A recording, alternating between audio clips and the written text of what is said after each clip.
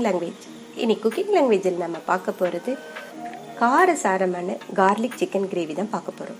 Cooking language சேனலை subscribe பண்ணாதவங்க subscribe பண்ணுங்கள், லைக் பண்ணுங்கள், பெல் பட்டனை ப்ரெஸ் பண்ணுங்கள். வாங்க வீடியோக்குள்ளே போகலாம். இப்போ நான் ஒரு பாத்திரத்தில் 1 டேபிள் ஸ்பூன் நல்லெண்ணெய் சேர்த்துக்கிறேன்.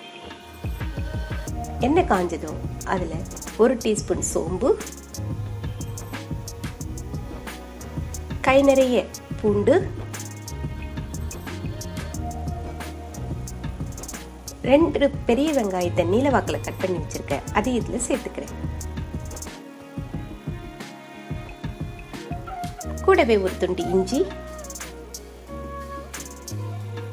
கொஞ்சமாக கறிவேப்பிலை சேர்த்து இப்போ இது எல்லாத்தையும் நம்ம நல்லா வதக்கி எடுத்துக்கலாம்.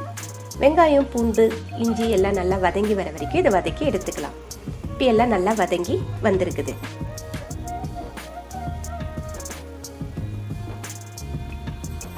இப்போ இதை கொஞ்ச நேரம் ஆறட்டுன்னு நம்ம மிக்ஸி ஜாரில் சேர்த்து அரைச்சி எடுத்துட்டு வந்துடலாம். இப்போ அதே பாத்திரத்தில் நான் 2 டேபிள் ஸ்பூன் நல்லெண்ணெய் சேர்த்துக்கிறேன். நம்ம பூண்டு சேர்க்குறோன்றதுனால நான் இங்கே நல்லெண்ணெய் சேர்த்துக்கிறேன். அதில் ஒரு துண்டு பட்டை, 2 ஏலக்காய்,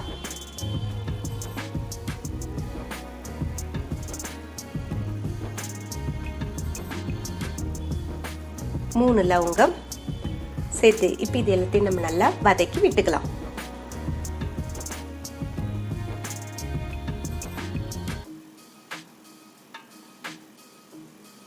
இப்போ நம்ம அரைச்சி எடுத்து வச்சிருக்கோம் இல்லையா பேஸ்ட்டு, அதை இதில் சேர்த்துக்கலாம்.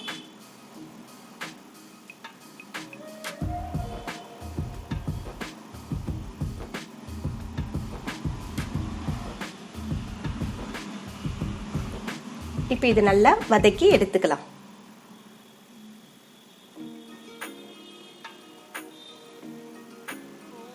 இதே போல நல்லா வதக்கி எடுத்துக்கோங்க. இப்போ நல்லா வதங்கி வந்திருக்குது. இப்போ நான் இதில் 2 பெரிய தக்காளியை நீலவாக்கில் கட் பண்ணி வச்சிருக்கேன், அதை இதில் சேர்த்துக்கிறேன். தக்காளி நல்லா வதங்கி வர வரைக்கும் நம்ம வதக்கி எடுத்துக்கலாம். இப்போ இந்த கிரேவிக்கு தேவையான உப்பையும் நான் சேர்த்துக்கிறேன். சேர்த்து இப்போ இது எல்லாத்தையும் நம்ம நல்லா வதக்கி விட்டுக்கலாம். இப்போ தக்காளி நல்லா வதங்கி வந்திருக்குது. இப்போ இதில் 1/4 டீஸ்பூன் மஞ்சள் தூள், 1/4 டீஸ்பூன் ஜீரகத்தூள்,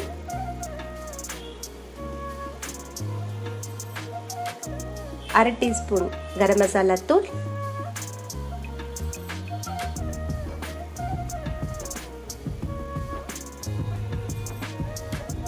2 டீஸ்பூன் தனி மிளகாய் தூள்,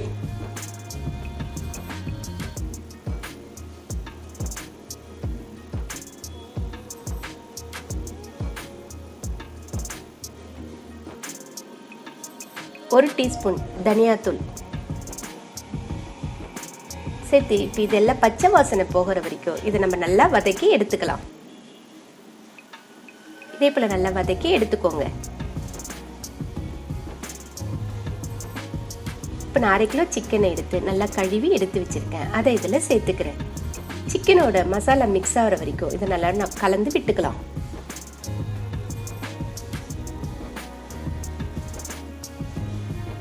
இதே போல நல்லா கலந்து விட்டுக்கலாம். இந்த ஸ்டேஜில் நம்ம தண்ணி சேர்க்க வேண்டாம். சிக்கன்லேருந்து நம்மளுக்கு முதல்ல தண்ணி வரும், அதனால் இது ஒரு மூடி போட்டு ஒரு 10 நிமிஷம் சிக்கனை அப்படியே நல்லா வேக விடலாம். இப்போ சிக்கன்லேருந்து தண்ணியெல்லாம் வெளியில் வந்திருக்கு, சிக்கனும் ஓரளவு வெந்து இருக்குது. இந்த ஸ்டேஜில் நீங்கள் உப்பு காரம் செக் பண்ணுறதுனா செக் பண்ணிக்கலாம். இப்போ இந்த கிரேவிக்கு தேவையான தண்ணியை நான் சேர்த்துக்கிறேன்.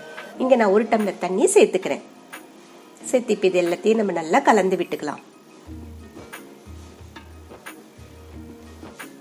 இப்போ மூடி போட்டு இப்போ இதை நல்லா வேக விடலாம். ஒரு 10 நிமிஷத்துக்கு இதை நல்லா வேக விடலாம். கேஸை சிம்மில் வச்சு வேக விடலாம். 10 நிமிஷத்துக்கு அப்புறம் நம்மளுடைய கிரேவி ரெடி ஆயிடுச்சு. சிக்கனும் நல்லா வெந்து வந்திருக்குது. உங்களுக்கு இதை விட திக்கு வேணும்னா நீங்கள் இன்னும் கொஞ்ச நேரம் கூட நீங்கள் கிரேவியை கொதிக்க விடலாம். இப்போ நான் கொஞ்சமாக கொத்தமல்லி எடுத்து வச்சிருக்கேன், அதை இதில் சேர்த்துக்கிறேன். சேர்த்து இப்போ இது எல்லாத்தையும் நம்ம நல்லா கலந்து விட்டுக்கலாம்.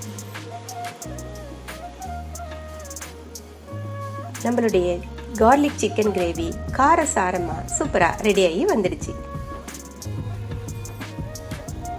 இது இட்லி, தோசை, பூரி எல்லாத்துக்குமே ரொம்ப நல்லா இருக்கும்.